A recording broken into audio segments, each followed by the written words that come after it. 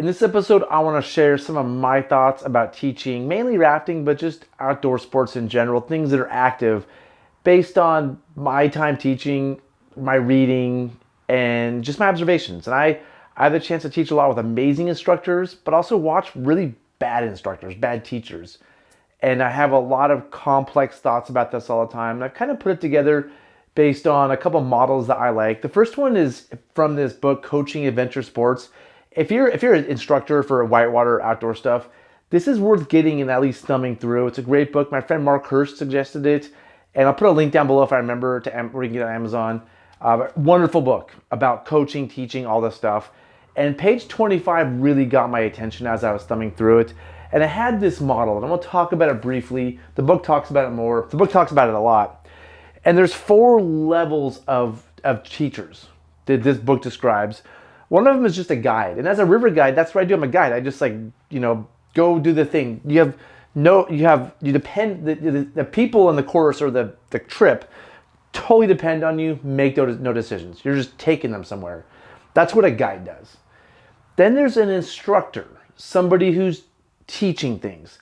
And the way I'm thinking about instructors now is instructors are teaching for their own ego. They're teaching for their own needs. They only teach, they're really good at teaching 3 things they love teaching, and they teach those over and over and over. And an instructor is there for their personal gain, for some sort of ego. They walk around and say, I'm a guide school instructor, and they put it in their LinkedIn, and this is a personal thing. And you're instructing for your own ego, needs, feelings. It's a little harsh, but I see it all the time. Somebody who's a coach is there for the students. They care about their outcomes. Somebody who's they're coaching them. They really think about, how do I get this person from A to B so they can be free? I want them to have less dependence, more independence. So here it's like, let me teach you things, but maybe keep coming back to me. This is like, I want to set you free, and I care so much about your outcomes. And so a coach, although we may not like that term on our LinkedIn, like I'm a rafting coach, it doesn't sound cool. That is really our goal, to be a coach. And then the final thing would be a mentor. My friend Dan Stillman is a great mentor. There's so many guides and instructors and coaches, people that teach our courses who have been shown how to do it correctly by Stillman, by example, and he's provided little tidbits of information to them. So this to me really stands out, and my goal now is to be the best coach that I can. I would say instructors stand up and lecture. They talk. They do instruction. They use words. Coaches do something else. And that's what I want to talk about next. This model, if I can spin this model that I've kind of come up with that's based on the Kolb's cycle of experiential learning. There's a cycle to it. I want to go through this now really quickly. This is just my own thing. This is just my thoughts after teaching. There's instruction, which is words. This is what instructors do. They love to talk in front of the group. They get everybody together and everybody's kind of fidgeting, hands in the pockets. They talk and talk and talk and talk and talk. That is part of it, but it needs to be less words. And it literally is just words. You're just spewing things you know. And a lot of instructors tell people everything they know. Whereas somebody who's a good coach tells them what they need and saves a lot of that information for later. So that's instruction. And people need practice. They need to experiment. We need to provide a time when they have practice and experimentation. So a good instructor, a good coach will share some words, but also say, go do the thing. And once you've got a lot of this, what happens with a lot of students is they start getting glazed, their brain doesn't work right. This is when you say, hey, go to the left, and they pass the eddy. Go catch an eddy on the left, and they pass it. They just do things where you're like, they're so dumb.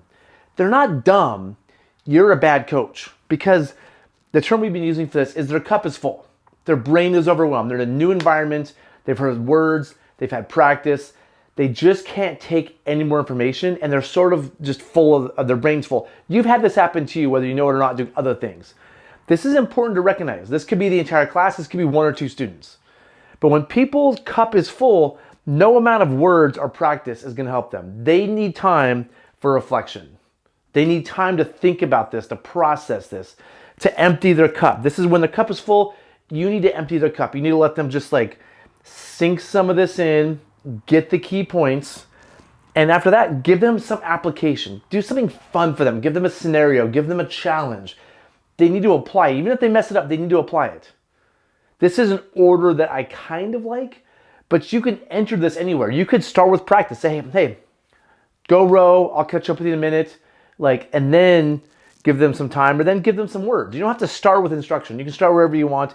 You don't have to follow the exact circle. You can jump around this a little bit, although it generally works like this. One other key thing about a good coach is they're doing this a bunch. They're going around the circle over and over and over. If you start with instruction, here's how you do a thing. Again, it usually doesn't sink in. For some people it might, but it usually doesn't sink in. They need to practice it. They need to reflect onto it. They need a challenge. Then those exact same words, hit them with that again. The exact same words. Give them the words, and then they need it. They're craving the instruction, the words, the feedback, and then go through this again. A really good coach will run this cycle over and over and over until it finally sinks in and recognizes that just because you say words, you didn't teach. Right? Words are not teaching. Words are following a process. Whatever your process, this is mine. You make up your own. But words are not teaching. Words are instructing. Words are for you as an instructor. I like to stand here, like I am now, and say words to you, right? I like that. It makes me feel good about myself. I have an ego. When this video's over, I'm going to get likes, and people are going to say, Zach, you're super smart, or you're an idiot. Right? Then I won't feel good. But standing up, giving words isn't the end.